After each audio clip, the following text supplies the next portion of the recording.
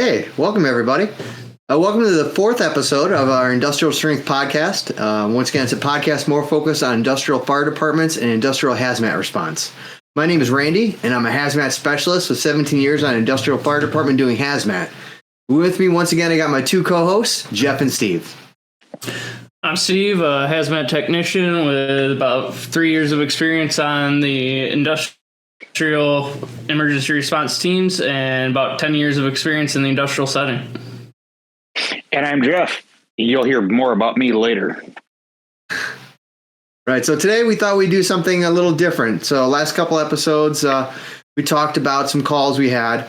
What we thought we'd do this time, instead of talking about a call, is actually talk about our industrial department a little bit, the origins, history of it, how we got on the team, and kind of what we do currently on the team. So a little bit of a insight into an industrial department.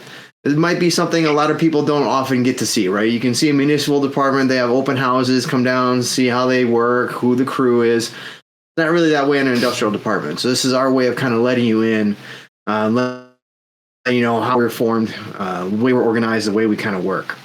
So hope you guys like what we got. It's an interesting vignette for sure. So what I want to do is I want to start by saying, first, we come from a facility that's kind of large. Any given day, it's got thousands of colleagues and contractors on site. So That's right. And we're actually a mixed-use facility. And by that, I mean that we do both chemical production, we have a transportation department, we have warehouses right on site and off site. We also package our own products and many different units that support all of those groups, whether it's administration or chemistry. Yeah, we have all the support groups, and we're end to end. So we're a kind of unique facility in that way. Yeah, pretty much we're our own city out there. Mm-hmm. So when we first were originally started, our fire department was not one cohesive unit like what it is today. We had a first aid team that was on site with a clinic. I think they were first established well over 100 years ago. Yeah, and it's pretty much all the needs of the employees. Yeah, The fire brigade team and our fire station were started, correct me, Randy, about 75 years ago. Yeah, I believe it just had our 75th anniversary. So we sure did. Yeah, and it really started with that corporate growth. Yeah. And what's really unique is how our hazmat team has evolved. Yeah. It was originally started by the chemical production unit, and it was in response to the need for more highly trained personnel with better PPE, and they were better equipped to handle the incidences as they arose. Yeah, that's right. Yeah, it was one of those things where it wasn't the fire department that wanted to start it. It wasn't because of outside, influence or what was happening in the country at the time. It was true organic growth from the production unit, realizing that sometimes there are some issues that came up that required more PPE than the PPE they had on hand. And so it grew out of that and became its own thing independent of the fire department. That's right. Yeah. And then sometime around the 60s or 70s, our fire department was actually reorganized, and it incorporated all three of our main teams. So initially it was just that first aid team, and then we had some hazmat guys that would kind of supplement the on-staff guys to help out. But at this point, we kind of meshed them all together in a melting pot, made a full-on fire department that had an EMS, a hazmat, and a fire brigade all under one roof. In addition to that, we had an on-site clinic, but that stayed independent just to kind of do their own thing off to the side, not necessarily part of our fire department. Right, yeah, I think they mainly did that because they stayed doing occupational health for all the rest of the employees as well, so it wasn't really just emergency-driven. So it's for day-to-day ouches and boo-boos, and then even routine health checks, right? So they did all those kind of things for people as well. I think that's why they stayed separate, because you can't really say like a routine checkup or occupational health visits really falls under any sort of category of emergency. Yeah, absolutely. Yeah, so with all that going on, sometime in the 90s, the fire department actually started its own confined space. So it had added an additional team, up to 4 now. The department was initially staffed by a chief, an assistant chief, and it did have a crew of full-time firefighters. I don't remember the exact amount. I think we actually have an old photo, if we can pull it up, of it's like a first department photo. Actually, that one we have there is a department photo of a fire brigade doing some training on the fire ground. So that's pretty fun. So, but once again, we have actually for those who are watching us, we have some really neat historic photos that we brought along for this episode to kind of show you guys some way back machine action. So good stuff for sure. Yeah, that's one of them right there. I mean, that shows our firefighters there. Oh yeah, that's the original crew, the first crew. So you got the chief all the way on the left side, the assistant chief all the way on the right, and the first crew, the first fully manned crew for our department. Man, look at that truck there, dude. Yeah, it's an oldie. And our numbers have fluctuated over the years. I think I don't know. Obviously, these all have numbers because there's names that are associated on the back of the photo, but I think there was like 24 or so brigade member. 30 looks like. But and that kind of fluctuated over the years, right? So it didn't stay statically 30. As the size of the site grew and contracted, so did the number of firefighters that they had in the department. So and that changed throughout the years, and we'll touch on that a little later on. Yeah, really, as the numbers did fluctuate, we did also have volunteers. You could volunteer to join either the first aid or the hazmat teams too. So, Yep. Now the department for about 58 years operated in that blended manner with a full-time staffing crew. It wasn't until later on that, just like any division within a big company, you start seeing things like budget cuts or just reorganization in order to align with new outlooks in the company. Budget cuts. Yeah. Boo. That famous word.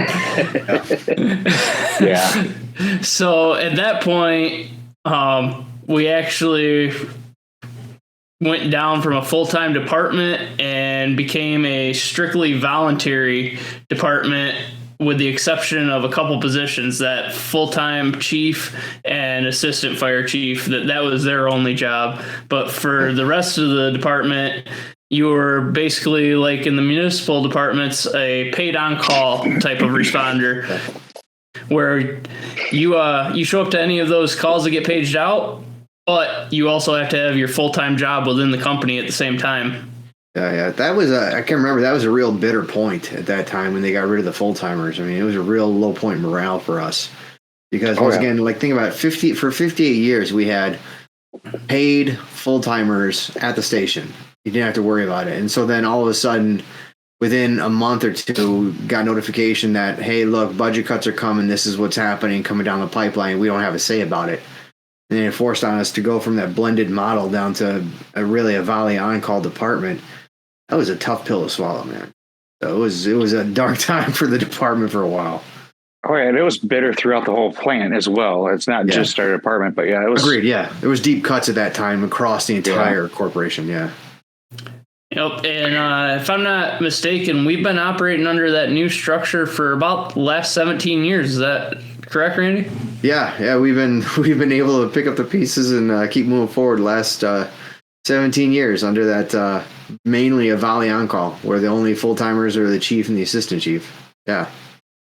So, but I have to say we've done pretty well with that system. Really, it took a while to get acclimated to, but I think last 4 or 5 years, it's actually come together really nicely and hummed along well. Absolutely. I agree completely. Yeah. I mean, there for a good long time, we didn't even have an assistant chief. It was pretty much just the one chief and the rest of us that were show up when needed. Yeah. So they got rough, right? Rough with workloads and getting things organized, training and stuff. So that was tough. But so, our department does operate very similar to like a municipal department. We do follow OSHA 1910.120. That's mainly because we're industrial, right? Yeah, that is correct. But we also do follow the NFPA rules and guidelines, but we're not bound by them like municipal departments are. Right. Yeah. So we take them both on. We use them both. We have to abide by OSHA because we do have regular OSHA audits and investigations to make sure we're compliant with what we're supposed to be doing and doing things in a safe manner. But you're What's right. OSHA? OSHA who? But you're right. We also do our best to follow NFPA as well, right? Because once again, what we've tried to do very hard since we went to Volley on Call away from full-timers is to maintain the same standards as our municipal partners on the outside of our fence line. So that way they feel comfortable working with us and we are comfortable working with them. Yep. I'm kind of surprised. I did say OSHA. I did. Go ahead. Go ahead, Steve. No, you go ahead, Jeff. I did say the OSHA 1910.120. We also do follow, I believe it's 1910.156. Yeah. Because I think 120 is hazmat specific, 156 is fire brigade. Yeah. Yep. Yeah. I didn't want to forget about that one. Yeah, no, it's important to us. Right. The thing that's kind of amazing to me is even with all those changes and cuts to just pretty much voluntary basis, we were able to still maintain 4 teams out of this, being our full fire brigade, medical staff, hazmat team, and confined space team. Yeah, you're right. And, it is really nice because that's a lot to ask for Volley on calls, right? But I think what we wound up getting out of that is the people who stayed on the team and kept it humming, they did it because they loved what they did. And so it kind of shows in the work that we do on the department and for the department. So it's phenomenal. Hey, Randy, do you know what the amount of calls there were last year? Oh, last year was a busy. So last year was like our highest year. So typically we get about 120 to 150, but last year was like an outlier where we almost doubled our call volume. And that was kind of across the board, wasn't it? Every team? It sure was. Yeah, because usually like with our department, the highest volume call, just like with a municipal medical, right? We get more medical calls than anything else. Same thing with municipal departments. But then for us, our second highest is hazmat. And then followed by fire, and then followed by confined space. Yep. Yep. Now, I kind of think it's important to point out that unlike most municipal areas where they have a preset, if you're on the fire department, you have to be medically certified based on the region you're in and be a hazmat operations level or even tech level. For us, we don't actually require everyone to be on multiple teams. You can pick and choose which team you feel is your calling. So you can either just be on EMS and do just that, or just hazmat, or you can do all of them if you feel like. Right. I think that's really worked in our favor because for a couple different reasons. I think it's made it easier for us to actually get recruiting done. So get new members onto the team. Because, it could be a little bit daunting to think that, okay, if I want to join this thing, I have to join everything, right? That's a big commitment. So it's nice that you can join the team that you have a passion for. And if you don't want to grow, you can stick with the thing you love. But I think what we've seen more often than not is once you're on one team, it's kind of like an itch. It grows. You start picking up other duties, other responsibilities, you join another team, and then another one, and then another one, and then you're full on. Yep. It's an addiction for sure. Yeah. Oh. Yeah, But, so really, each of our 4 teams it's kind of set up supposed to be about the same, but they each have a team that's led by a captain. Mm-hmm. And then each captain should have a lieutenant that helps out the captain on the training and so forth. Right.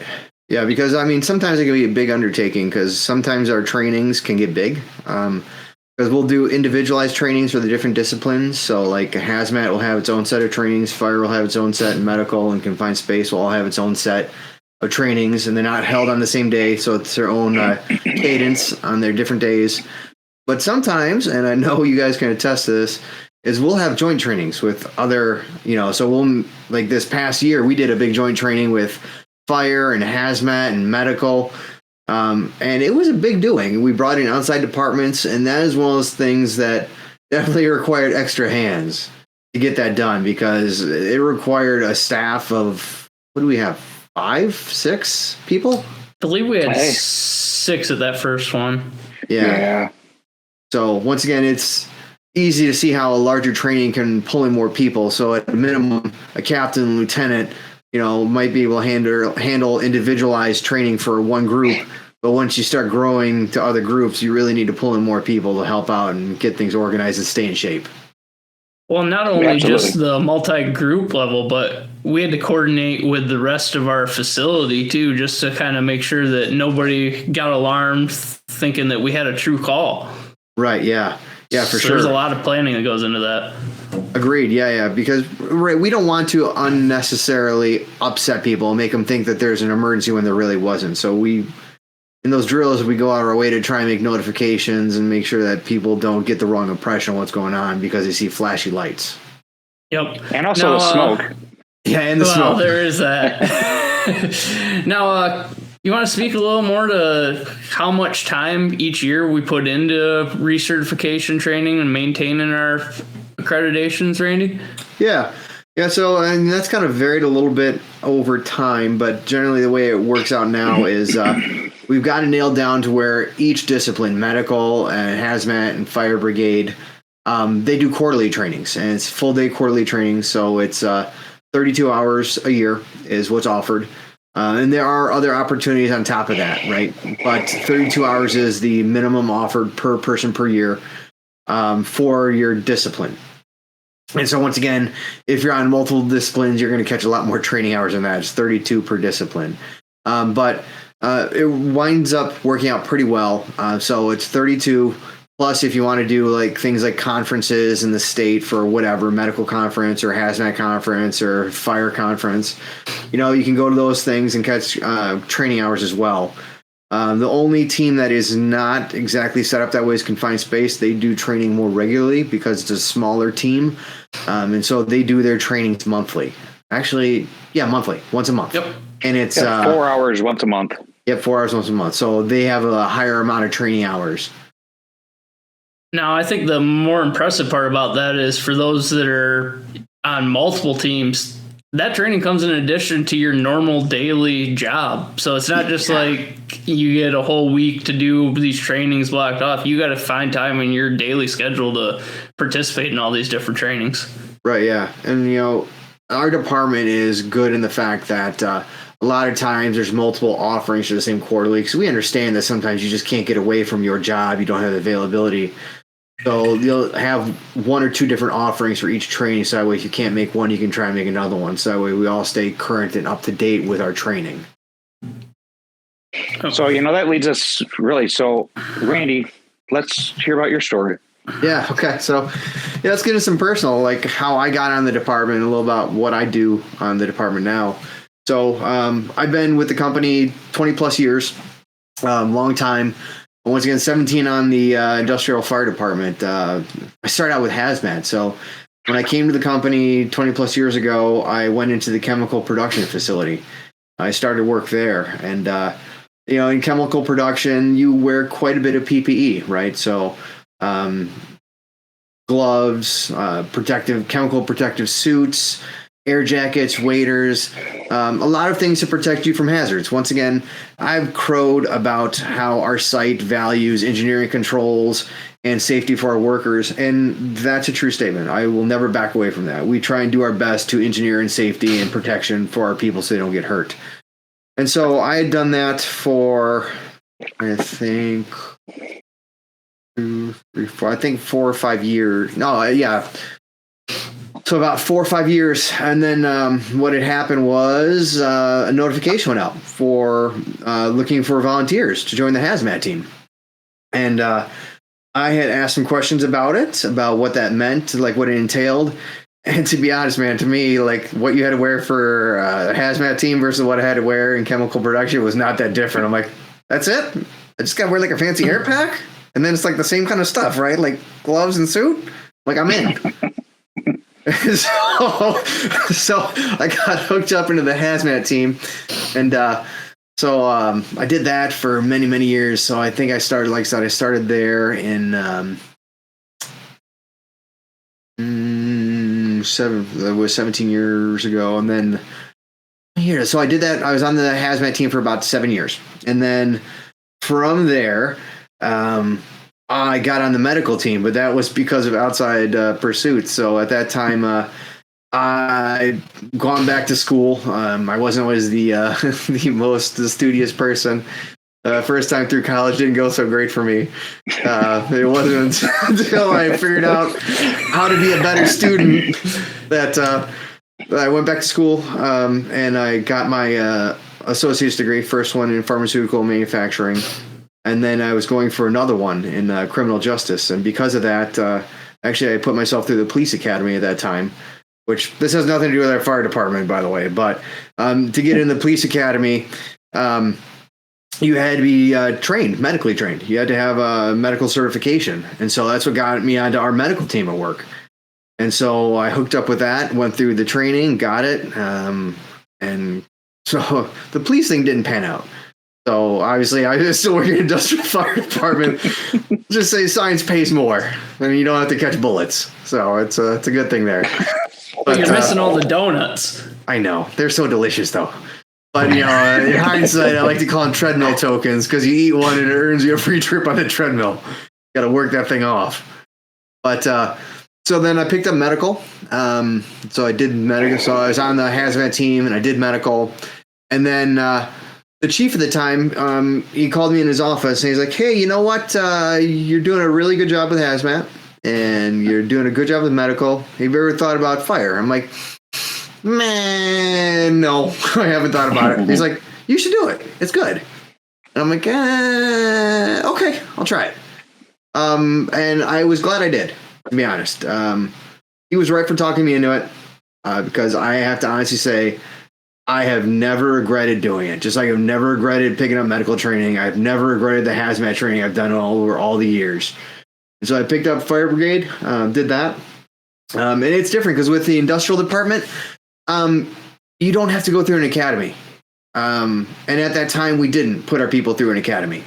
You became brigade trained, and that's whatever training the company wants to put you through, right? It's kind of like saying, your certification is up to the AHJ, which can be sketchy at times. So it's up to whatever corporate standards they want to put in place.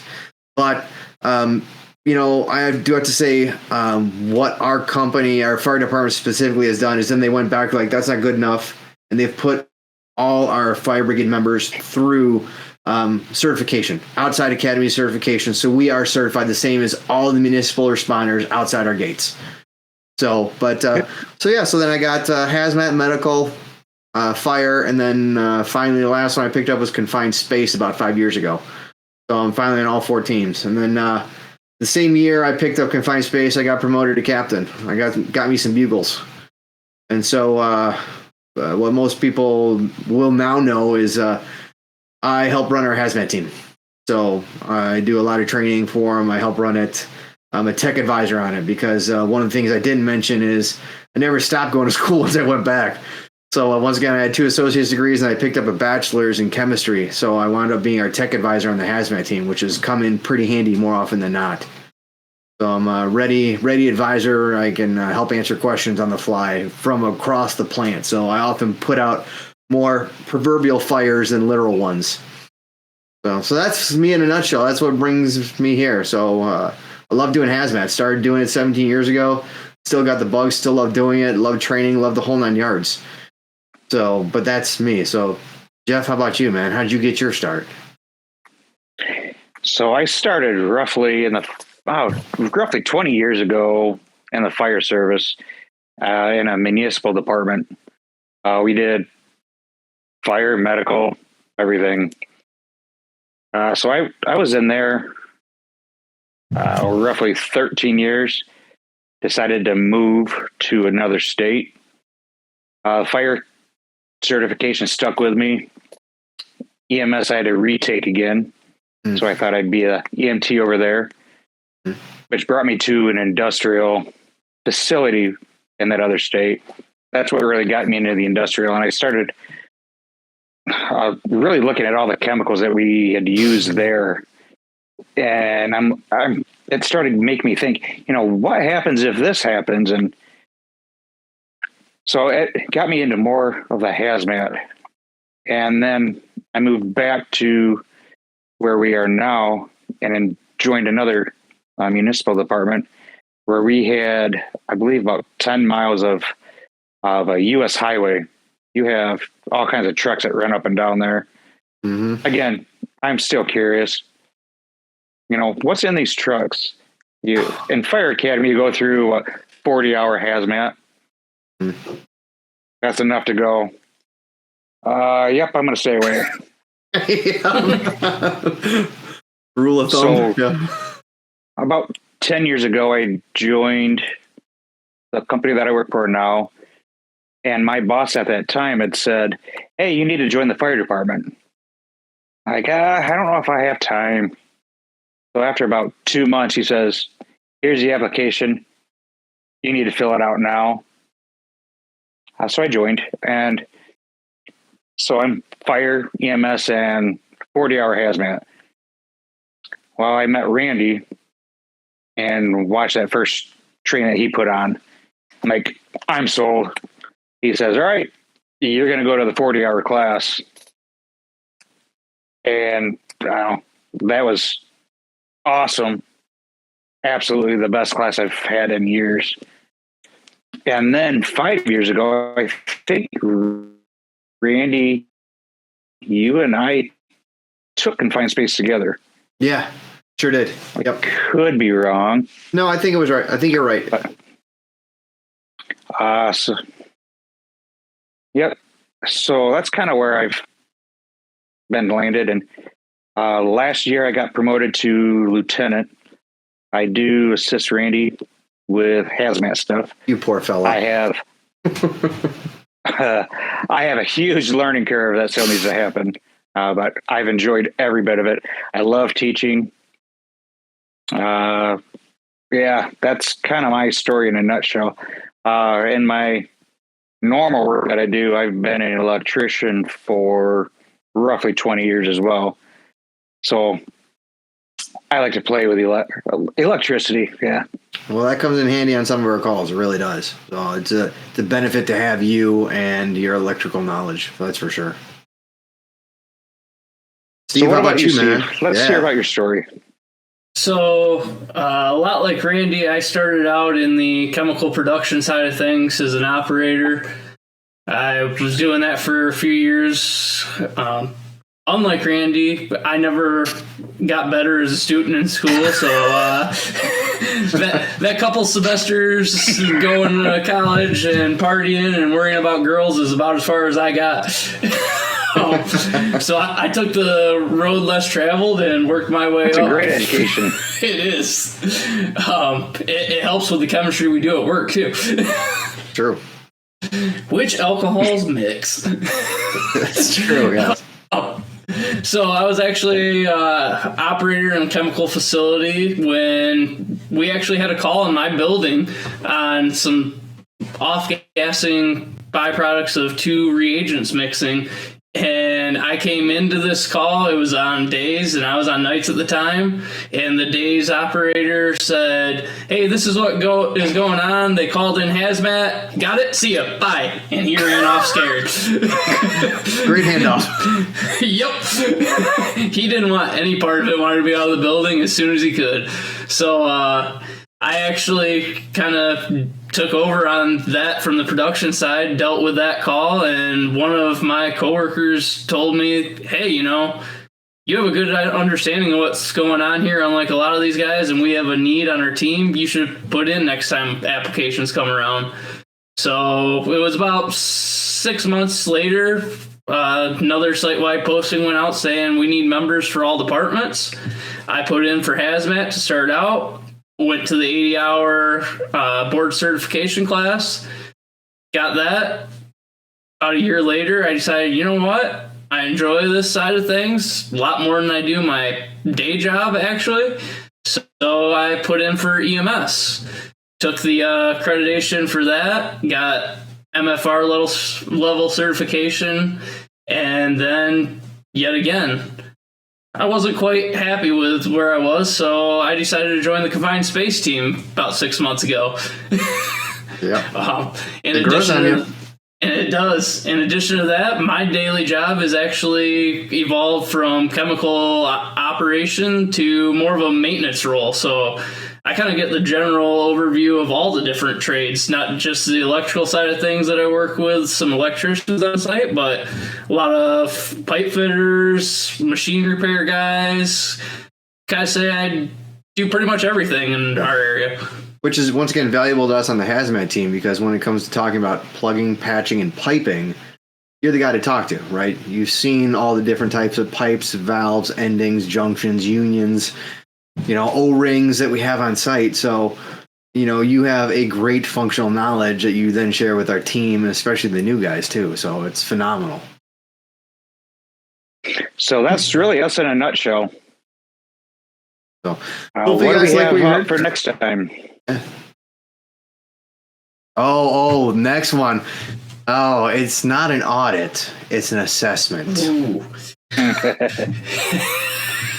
So leave you or with at least that. That's what we keep being told. Right, exactly. So hope you guys like the history of our department. If you have any questions, hit us up. Once again, it's hazmatharder@gmail.com. Let us know your questions. Let us know if you're in an industrial department or if you're on a municipal or both.